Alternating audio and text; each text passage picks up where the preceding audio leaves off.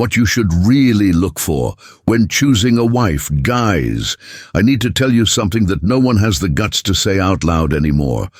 And I don't care if it ruffles a few feathers because, frankly, it needs saying. Now imagine this.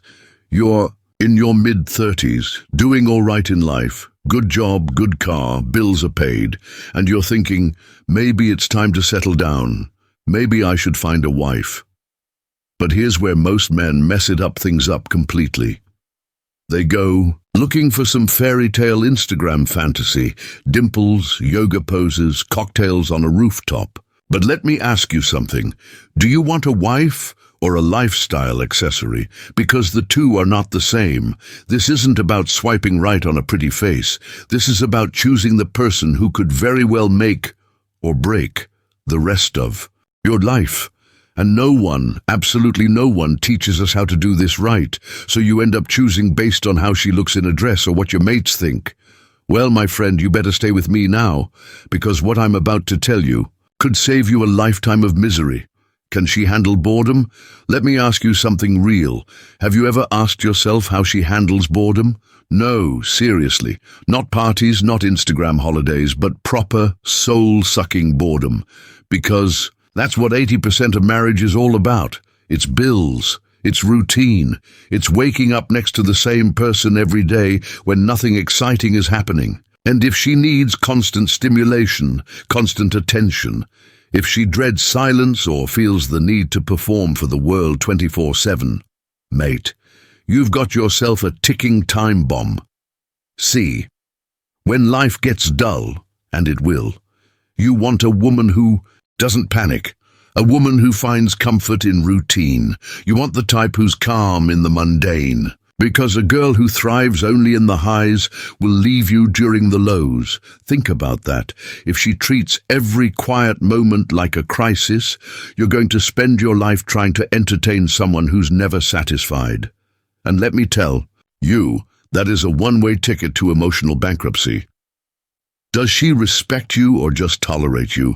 Here's one that really grinds my gears. Respect. Not love, not lust, respect. Most men confuse attention for admiration. Big mistake.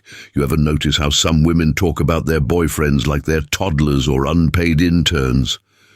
Oh, he's useless. He never does this. He's like a child, and the poor guy's just sitting there laughing like it's cute. But it's not. It's humiliating. And if she talks down to you when she's comfortable, believe me, that is who she really is. Don't ignore this. Respect shows up in the small things. How she talks to you in front of others, how she speaks about you when you're not there, how she listens when you're serious. If she cuts you off, corrects you, mocks you, mate, that's not partnership. That's passive-aggressive warfare. You need a woman who backs you in public and challenges you in private, not the other way around.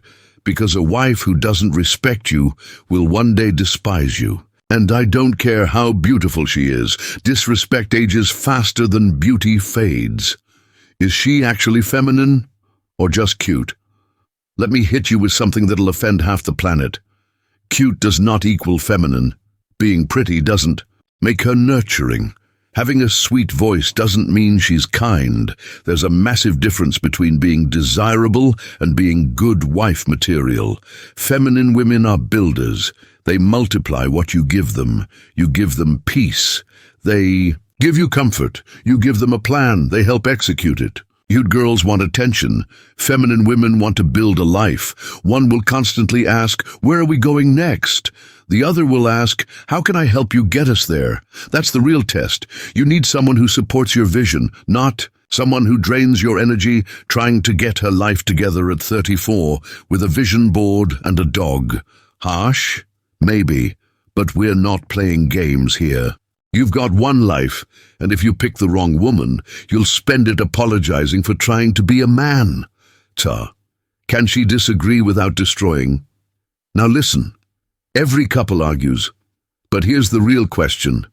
Can she disagree without becoming destructive? Watch how she behaves when she's angry. Does she get spiteful, bring up old wounds, go silent for days? Or worse, does she start threatening to leave every time something doesn't go her way? That's not passion. That's emotional blackmail, and you'd better take that very seriously. A woman who argues to win will one day use every weakness you've ever shared with her against you. You need a woman who argues to understand, someone who can step back, breathe and say, all right, we don't agree, but we're still a team. That's rare, that's precious, because most modern dating advice says, do what makes you happy. Well, guess what? Marriage isn't about staying constantly happy. It's about choosing each other, even when it's hard. If she can't disagree with love, with control, with respect, she's not ready to be your wife. She's ready to be your ex. Does she see herself as a wife or a brand? Let me paint you a picture. You meet her. She's stunning, well-dressed, confident. Her social media is spotless, captions poetic, followers in the thousands. But here's the catch. She doesn't want to be your wife. She wants to be a brand. Every decision revolves around content. Every dinner, every moment must be documented. You become a prop in her narrative. If she's more obsessed with her personal journey than she is with partnership, run. A wife builds with you. A brand builds from you. One sees you as a man, the other sees you as marketing, and it gets worse. The day your image doesn't align with her aesthetic, she'll ditch you. Quietly, politely, publicly, and you'll be left wondering what happened. So ask yourself, is she with you because she wants to build a life or because you're an accessory in hers? Don't marry an actress. Marry a real woman. They're rarer than ever. But when you find one, you'll know. Her past matters. Yes, it does. Now here's one the internet will hate me for. Her past matters. Yes, it does. Don't let anyone tell you otherwise. And no, I don't mean whether she partied at 19 or had a few exes. That's not what I'm talking about. I'm talking pattern.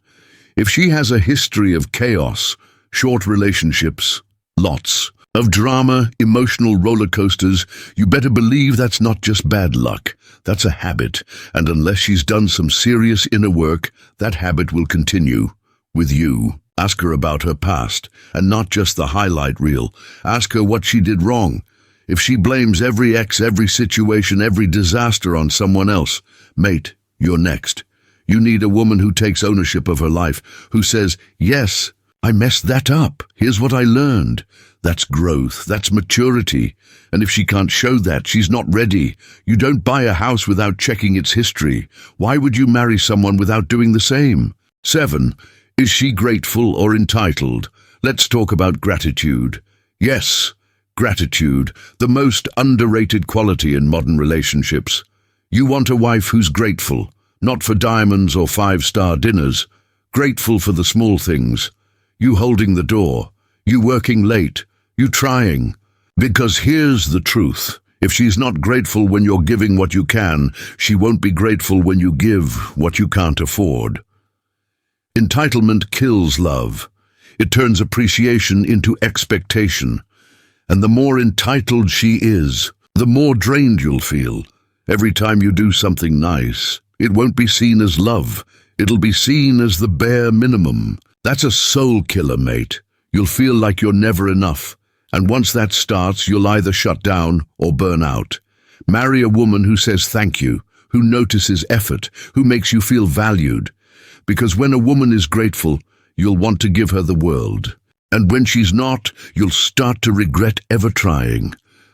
All right, this is my last point, so listen closely. A wife is not a prize you win at the end of some competition. She's a choice, one that affects every part of your life. Your peace, your purpose, your children, your legacy. This isn't a rom-com. This is your reality.